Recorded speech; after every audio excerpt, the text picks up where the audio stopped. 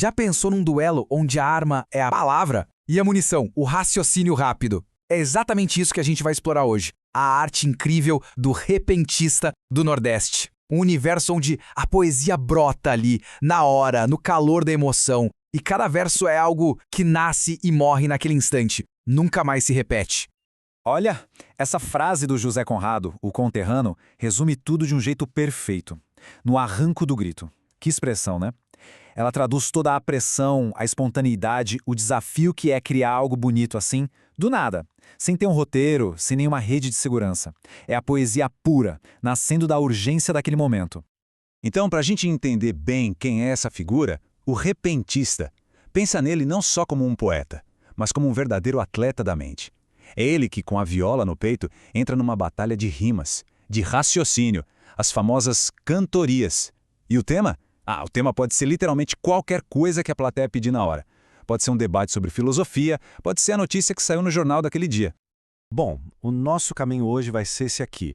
A gente vai começar no calor da criação, no arranco do grito, vamos ver como um poeta desse se forma, entender as regras do duelo, acompanhar a jornada deles para São Paulo e fechar com a luta por reconhecimento e o legado dessa voz que não se cala.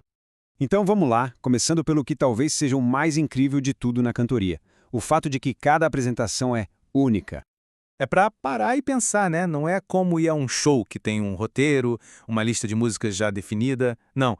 Aqui, a energia da plateia, o tema que alguém joga no ar, até o humor dos cantadores naquele dia, tudo isso se mistura para criar uma coisa que só existe ali, naquele momento. É quase como um ritual, só que um ritual que celebra o que é novo, o que é imprevisível, em vez de repetir o que já se conhece. Certo, mas aí fica a pergunta, como é que alguém vira um mestre nisso? Existe uma faculdade, de repente, né? A formação é toda orgânica, é uma coisa que vem da vida, do dia a dia. O currículo de um repentista é uma coisa fascinante. Tudo começa na infância, de ouvido, só escutando os mais velhos nas festas. Mas para duelar, precisa de munição, que é o conhecimento. E aí, olha só, eles liam de tudo, Bíblia, almanaques como o famoso Lunário Perpétuo, jornais, qualquer coisa que desse bagagem. A prática acontecia ali, nas reuniões de família, nas farinhadas, e o toque final era encontrar um mestre, alguém mais experiente para ensinar os pulos do gato da profissão. E esse depoimento do Severino Feitosa mata a charada. Ele dizia que vencia o primo porque sabia ler. Simples assim.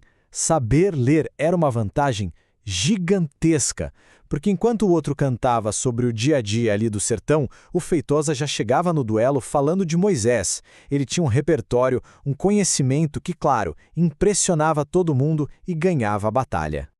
Ok, já vimos como o poeta se forma. Agora, vamos mergulhar em como a batalha funciona. Porque sim, tem regras, e pode acreditar, elas são bem exigentes.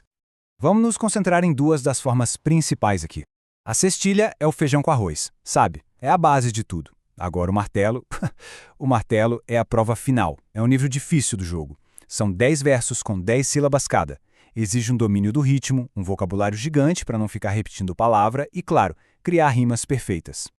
Vamos ver como isso funciona na prática. Olha só essa estrofe do Daudete Bandeira. É ele quem começa o duelo. E ele já chega jogando o tema na mesa. Tá reclamando dos garimpeiros. Ou seja, daquela galera que vai na festa só para aproveitar, sem pagar, sem contribuir, a provocação tá lançada. E a resposta do Severino Feitosa vem na hora, e é simplesmente genial. Ele não só aceita a provocação, como vira o jogo completamente. Ele basicamente diz, pra mim, não importa quem tá aí, minha arte é maior que isso. Com besouro ou sem besouro, que é outro jeito de falar do aproveitador, eu canto do mesmo jeito. Essa agilidade mental que define o bom repentista. Ouvir, pensar e responder com um verso perfeito. Tudo em segundos. Mas a história desses poetas não ficou parada no sertão. Ela viajou, pegou a estrada, junto com milhões de nordestinos que foram buscar a vida no sul do país, principalmente em São Paulo. A gente está falando de um dos maiores deslocamentos de pessoas da história do Brasil. Era gente fugindo da seca, da falta de oportunidade, e na bagagem vinha a esperança, mas vinha também a cultura, a música, a comida e, claro, os seus poetas, os repentistas. Só que, chegando na cidade grande, o desafio era outro, o preconceito.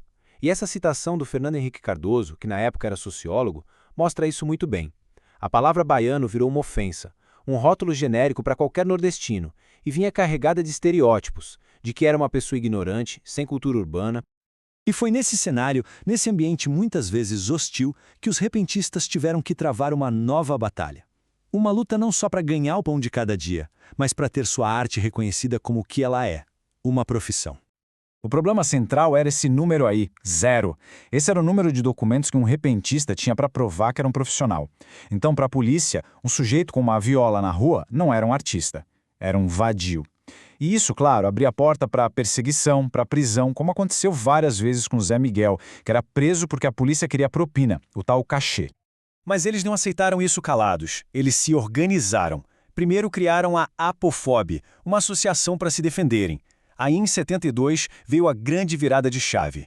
A Ordem dos Músicos do Brasil finalmente os reconheceu. E isso mudou tudo. Eles passaram a ter uma carteira profissional, um documento, deixaram de ser vadios aos olhos da lei para se tornarem músicos práticos. E a partir daí, com os grandes congressos de violeiros, a arte deles saiu dos botecos e foi parar nos grandes teatros. E com isso, aquela voz que veio do sertão não só sobreviveu na cidade grande, como ganhou ainda mais força, deixando um legado enorme para a nossa cultura. Então, o que é a cantoria no final das contas? É bem mais do que só um show, né? Ela é uma espécie de biblioteca viva que guarda a história do campo, que comenta o que acontece no país. Para as comunidades de imigrantes, ela foi um ponto de encontro, um jeito de manter a identidade viva longe de casa. E foi uma arte que se adaptou, que foi para o rádio, que gravou disco, um baita testemunho do poder que a palavra improvisada, a palavra cantada, tem. E para a gente fechar, fica essa provocação. Hoje, num mundo de copia e cola, de conteúdo digital que pode ser repetido à exaustão, qual é o valor de um verso que é criado ali no calor do momento e que nunca mais vai ser ouvido de novo? É uma boa pergunta, né? Talvez o valor imenso dessa arte esteja justamente nisso, na sua capacidade de ser única, de ser irrepetível.